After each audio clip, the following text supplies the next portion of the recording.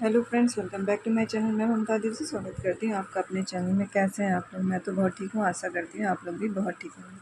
तो ये मनाली में हमारा आज का दूसरा दिन। सुबह 5 बजे मेरी नींद खुल गई थी, तो कुछ ऐसा हमारी खिड़की से नज़ारा दिख रहा था। फिर धीरे धीरे सुबह भी होने लगी थी।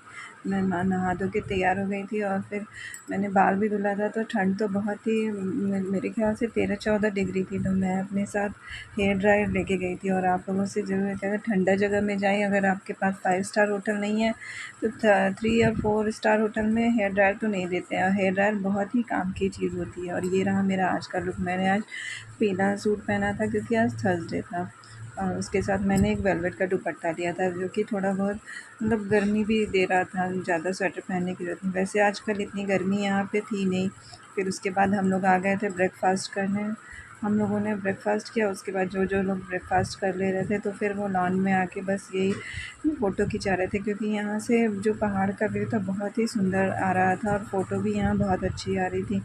और धूप भी अच्छी लग रही थी। तो जो ठंड बाल धूप के नहाने के बाद ठंड तो लगी रही थी, तो सब लोग आके यहाँ पे थोड़ा देर धूप में बैठ रहा था। और सब लोग बहुत रिलैक्स मूड में था, क्योंकि हम लोग को कहीं दूर तो जाना नहीं था। बस मनाली के नज़दीक नज़दीक जो भी स्टॉप था, आज हम लोग को जाना था वशिष्ठ मंदिर, फिर हिडिंबा टेम्पल और माल रोड। तो यहाँ पे हमने कुछ फ़ोटो खिंचाए। फिर हम लोग चल दिए यहाँ पे रोहतांग के लिए गाड़ी बुक करने, क्योंकि यहाँ रोहतांग के लिए एक दिन पहले गाड़ी बुक होनी रहती है। वैसे तो यहाँ के लोग जो लोकल रहते हैं वो 10 दिन पहले से ही सारी गाड़ियाँ बुक करा लेते हैं। हमारी गाड़ी वहाँ नहीं जाने पा रही थी, तो हमें यहाँ पे 8,000 में एक गाड़ी बुक मिली थी, जिससे हम लोगों को 2 गाड़ियाँ बुक करनी पड़ी थी। मगर टाटा सूमो बुक हुई थी। वैसे तो टाटा सूमो हमारी गाड़ी से कमज़ोर ही थी, फिर भी वहाँ के ड्राइवर यहाँ के ड्राइवरों से अच्छी होती है।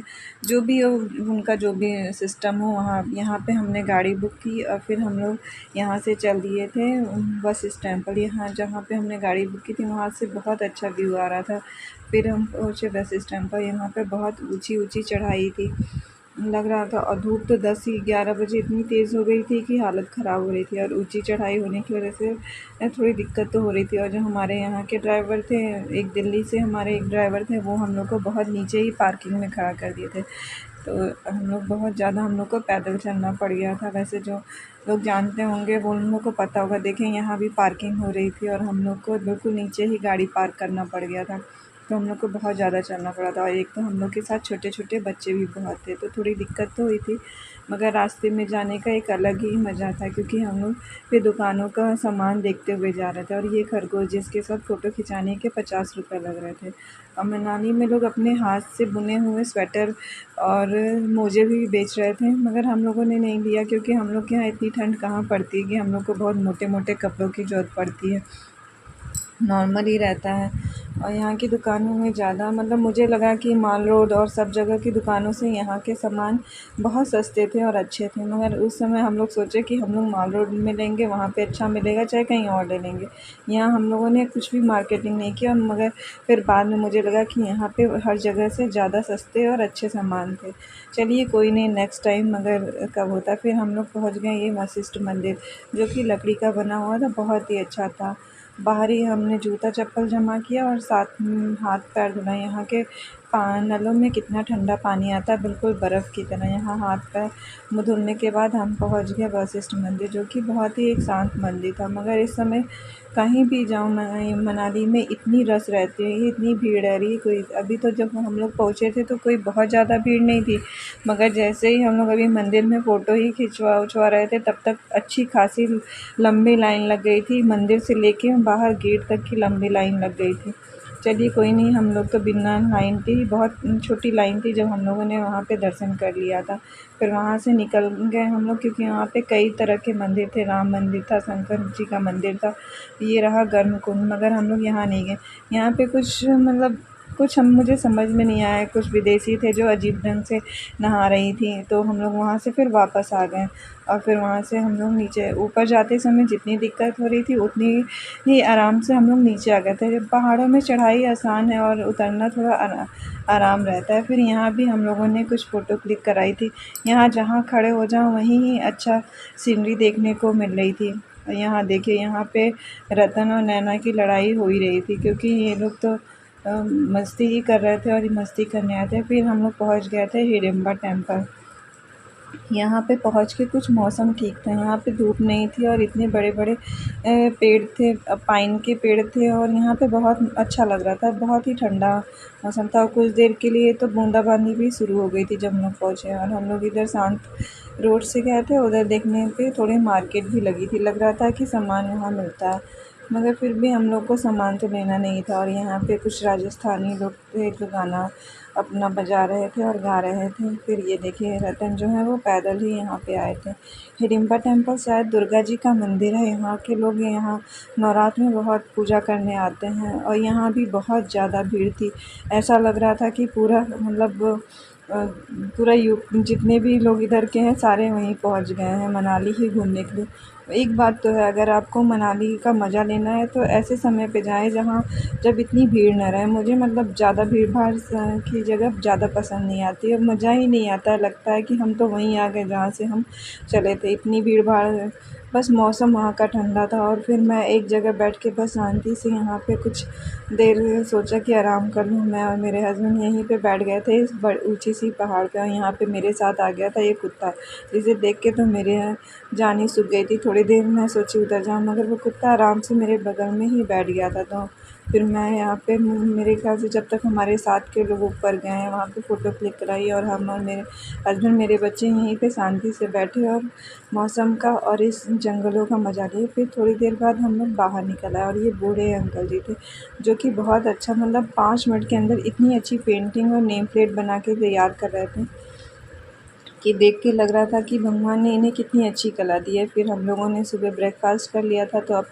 तो सबके पेटों में चूहे कूदने लग रहे थे। सब इस छोटे से रेस्टोरेंट में आ गए थे। यहाँ की पहाड़ी मैगी खाए थे। यहाँ की मैगी बहुत अच्छी थी। पता नहीं ये लोग कैसे बनाते हैं, वैसी मैगी तो हम लोग के यहाँ कभी नहीं बन पाती है। तो यहाँ पे मैगी, मोमोज़ और हम लोग सैंडविच खा के फिर निकल गए थे मॉल रोड। यहाँ का मॉल रोड बहुत सुना था कि मॉल रोड जाने पे बहुत अच्छा लगता है, मगर यहाँ भी वही भीड़ जो कि बिल्कुल एक अपने घर के इधर जो मेला लगता है उसकी तरह यहाँ पे भी भीड़ थी। इतनी भीड़ थी कि एकदम मन कर रहा था कि यहाँ से अब चली जाएँ, क्योंकि कुछ भी लेने का वैसा कुछ सामान तो लेना नहीं था, क्योंकि सब सामान हम लोग के यहाँ से डबल ट्रिपल दाम पे ही मिल रहा था। तो बस हाँ, एक चक्कर सोचा कि एक चक्कर लगा के आ जाया जाए। कुछ तो लेना ही था, क्योंकि जब मनाली आए तो यहाँ की निशानी तो कुछ लेके जाना ही था।